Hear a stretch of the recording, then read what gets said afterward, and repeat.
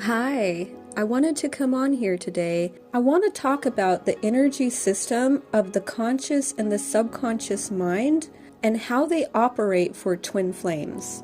Through various means, I have been able to get a clear picture of how the energetic systems between twin flames work and the soul blueprint, which I always describe as the yin-yang symbol. This is really the best way to understand the soul blueprint, and which is, obviously this is what twin flames are. They are one soul.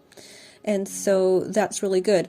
But then when we get to some other parts of how twin flames interact energetically together, it can be a little bit more complex and can be difficult to fully explain because of this interconnectedness of twin flames.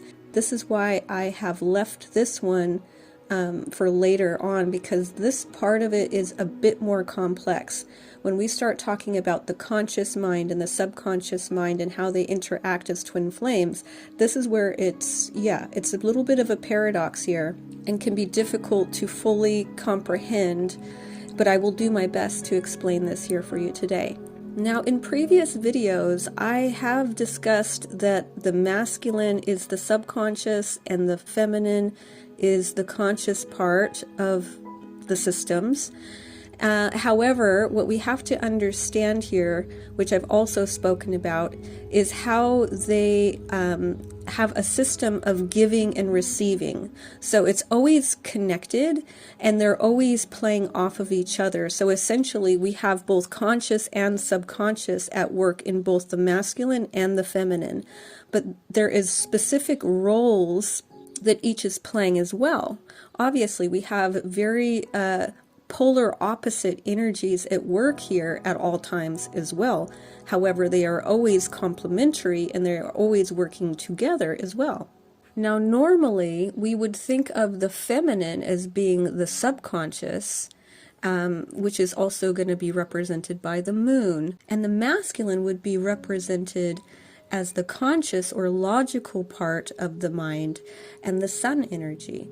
However, in this case, I'm going to explain how the feminine resides in the conscious part and the masculine resides in the subconscious and how they work together. So essentially what we have to also understand, which I've also explained in other videos, is that the feminine is giving from above and receiving from below, and the masculine is receiving from above and is giving from below. We have a flowing system. It's kind of this torus system, this ever-flowing system. Another good way to understand this, I did another video called The Tree of Life.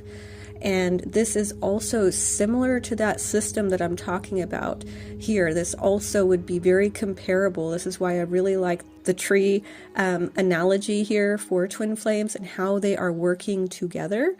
But in this video today, I want to talk about the conscious and the subconscious and how they are working together. This is actually really, really powerful and important to understand this.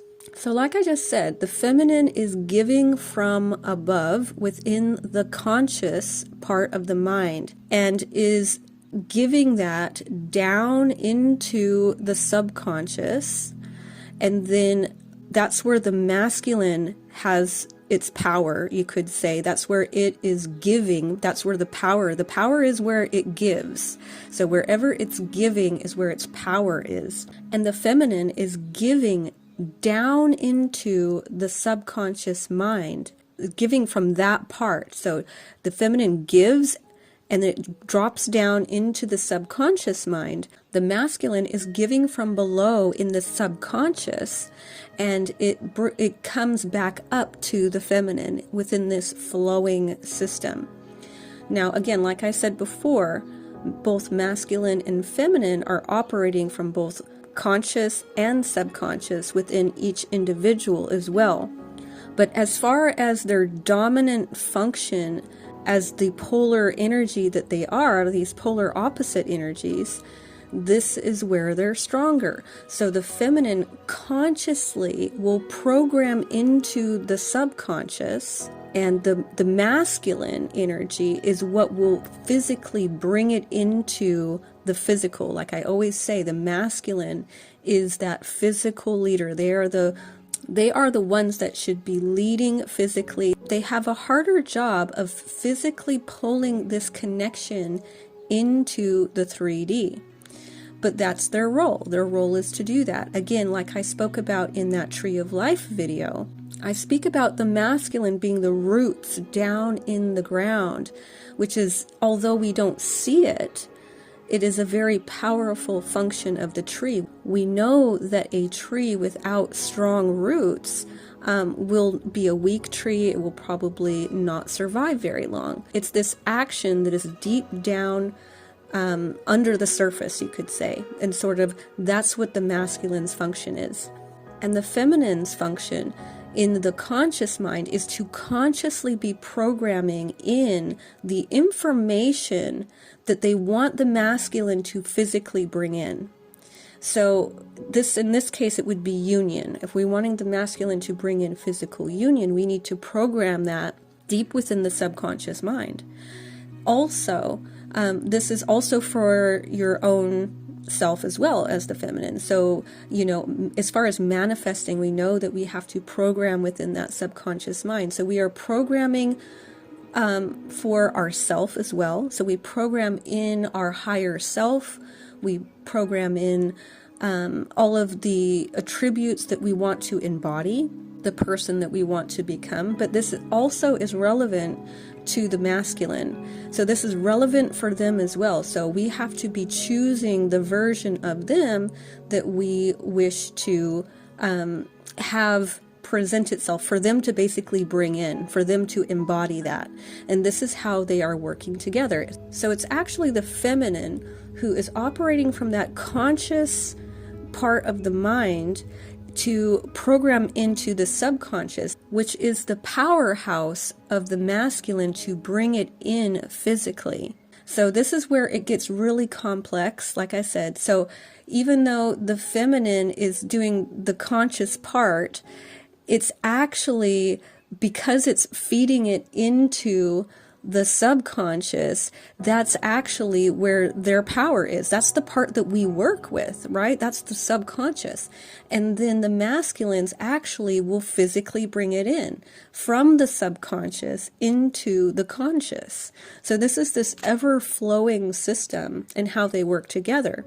Now, masculines also will be working with their own subconscious as well. As far as the strength of their abilities, you could say, they have a special function to be giving from below, be giving from the subconscious, where the feminine is giving from that conscious and pouring it down into the subconscious. And again, like I also say with the chakras, it's the masculine that's residing in the 3 lower chakras, the feminine residing in the 3 top chakras, but each twin, whether masculine or feminine, has all of their own 7 chakras as well, and plus more, of course.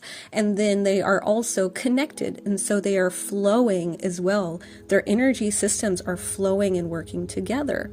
So this is where it can get a little bit of a paradox. It can get a little bit confusing because it's this ever-flowing system. It's connected to each other in this way. But I do hope that that makes sense and just gives you a little bit more insight into how the twin flames work together and how their conscious and subconscious are working together, and to give you a little bit more understanding on how they can actually work together and each one's function. It's actually really important to know what each twin's role is and how to start being in your stronger polarity, if you will. We each have polarities that have strong attributes to each one of them.